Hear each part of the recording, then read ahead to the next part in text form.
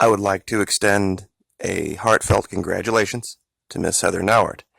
It is apparent now that what the channel had predicted back in May has come to pass, that she is a rising star and very, very important and a critical piece of the puzzle to the current administration, more than likely for reasons that are not readily apparent. Now, her position as spokeswoman for the State Department was entirely inappropriate. That was pretty much a sideways move from Fox News. A different career, but still a sideways move. Her almost instantaneous promotion to the joint position of spokesperson and Undersecretary for Public Affairs and Public Policy, that raised some eyebrows, because that actually gives her rank at the State Department. And it was a tough slog for her, but she got it done. She really got it done, and I do have to give her kudos for that. Now, standing next to, given her less than 2 years of experience in government anywhere, she was Fox, and then she was actually ABC before that. Her consideration for UN ambassador was incredibly suspect unless there was some other consideration going on, and in today's video I'm going to show you what that was. She won, standing next to 3 other ambassadors, the ambassador to France, the ambassador to Canada, and the ambassador to Germany. And she won. So I did a little digging and came up with a very interesting relationship that a lot of people didn't know. That Mr. Rex Tillerson and our good buddy Vlad are cozy. Now, one thing that a lot of people do not understand about big oil is that they act almost like countries unto themselves. They have the financing, they have the reach, they have intelligence departments, all their own. And there was an allegation made by Mr. Tillerson during his time at the State Department that Ms. Nauert was acting as a spy for the White House. And when it came down to a nose-to-nose confrontation between Mr. Tillerson and Ms. Nauert won. And that is covered here in this article from Business Insider. You see, there was this rumor floating around that Mr. Tillerson had, referred to our current leader as a moron in private. Now, that by and in and of itself, I don't know why the guy just didn't admit it. It's like, okay, you know what?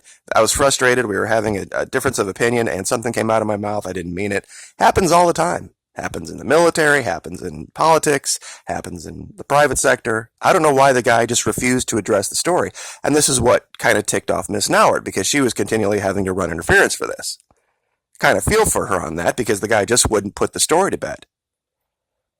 But then there was another story that came out where there was this allegation that Trump had, quote unquote, castrated Mr. Tillerson in the media, basically meaning that he had no ability to act on his own.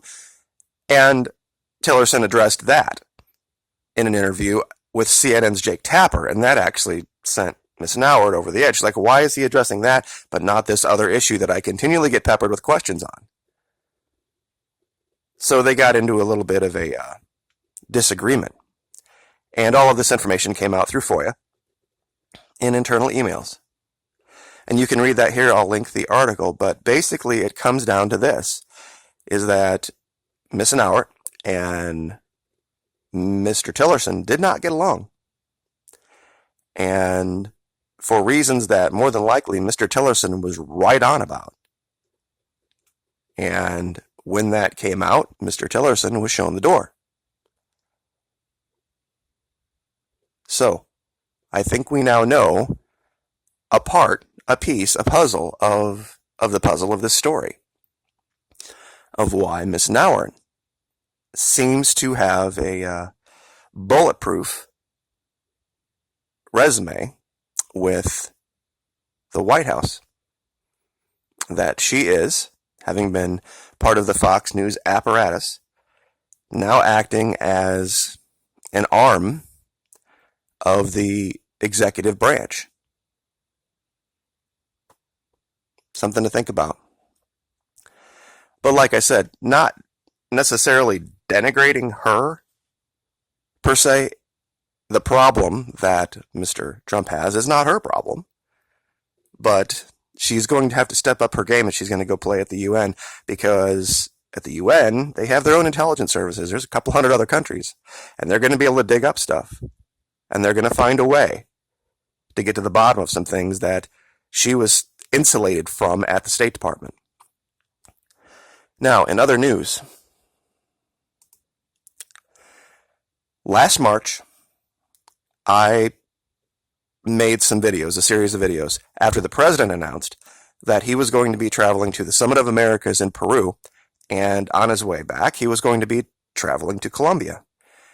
Well, I put out 4 videos talking about how the new president of Peru, Martin Vizcarra, was not to be trusted, and that Peru was too dangerous of a place to go.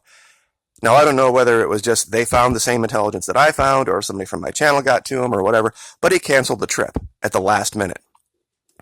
Well, he had set up another trip to Colombia, and I had put out another video saying this is a terrible, terrible, terrible idea for him to go there. And this is 31 October. I guess this was Halloween. Let me turn up the volume real quick just so you can see it, or hear it, I should say. Here we go. Ready? And this is absolutely the single worst idea I have heard in I don't know how long. He had the good sense to not go to Peru last year. I'm telling you this, and I'm going to call it right now. If he doesn't change his mind about this, this is going to be a problem. I don't like the guy, don't get me wrong, but I don't want to see him in harm's way. That's not how we solve problems in this country. We go to the arena of ideas, and we Anyway, so that was Halloween. And he is now, what is today, the 4th? The 3rd. Today's the 3rd, and he has canceled the trip. Now, oddly enough, the reason that he canceled that trip, and just so you can see here, the man on the left, this is Martin Vizcarra. He took over very suddenly after Pedro Pablo Kuczynski resigned. And Kuczynski was an ally of the United States. This guy, Vizcarra, is the biggest wolf in sheep's clothing down there, including everybody. This guy traces his lineages back to the Moquegua region of southern Peru and is tied to this group called the Shining Path. But the reason Mr. Trump canceled his trip was on 14 April. Everybody remembers the launch into Syria over the alleged quote-unquote chemical weapon barrel bombs that never existed. So if that was the reason he canceled to go, and that was a big meeting, the Summit of the Americas was a big deal. Him not attending was a very big deal. I went live on this on the 14th because there had been intelligence information floating around about something happening on 14 April. And sure enough, something did. Now, we had thought that it was going to be something down there, but all the way back as early as March 22, we had warned that travel to the region was not advised. They really, really, really, really don't like our leader down there. As much pushback as he's seen up here, nothing like down there. There is this group called the Shining Path, and they are insanely dangerous. They are well connected. They've been around since the 80s, and they have not been able to stomp them out. They're communists, and they are hardcore leftist communists. And they have jailed their leader, Abel Guzman. The Shining Path was basically based on a book written by the initial leader, Madagi was his name. And the current president of Peru, his father actually knew the man, met the man, lived in the same town with the man, and was mayor of the town this guy grew up in. That's who the current president of Peru is right now. So it's a big deal.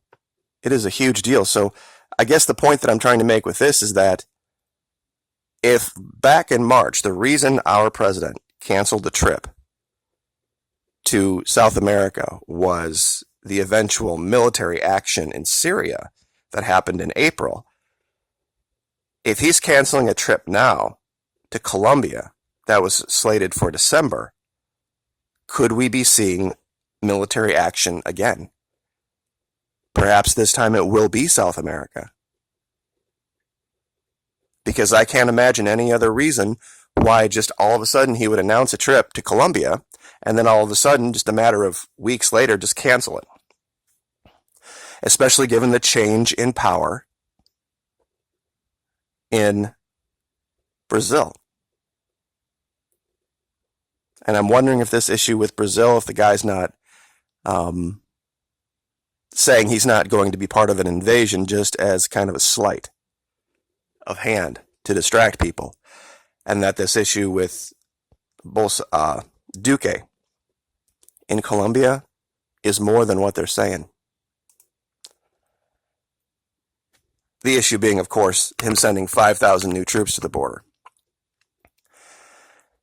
So we're going to be seeing a very interesting next 6 weeks. So keep your head on a swivel and keep your eye on the news, because that issue in Syria happened out of nowhere. Nobody saw it coming. But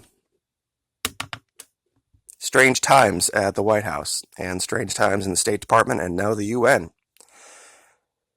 We might have a spy. And I have said before that this woman, the way she speaks, the way she carries herself, does not smack of a journalist.